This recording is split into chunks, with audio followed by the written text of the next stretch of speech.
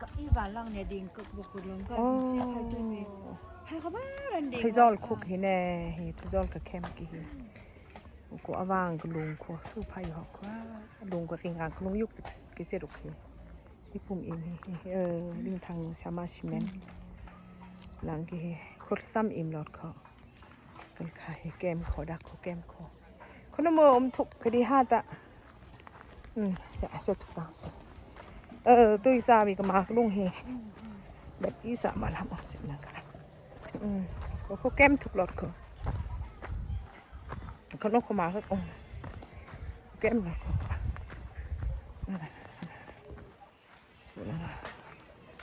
ลงก็ลงมาเขาก็ลงอะไรบัตรไล่แน่บัตรคู่หลังดักคู่งอลข้างล่างข้างล่างก็งะเล่งเธอก็ลงมาแต่ไม่ใช่ดักกี่กุ้งใส่กันบงเขาทางพวกใส่กระมาไม่ได้อิ่มสักวันเลยใช่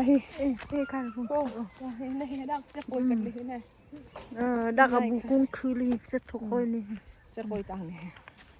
ก็ชิลตอนคุยสังนี่แบบทะเลใหญ่เหมือนเนี่ยมันเอาสู้ใหม่แล้วก็มีก็ชิลแบบตอนคุยสังแล้วเนี่ยค่ะ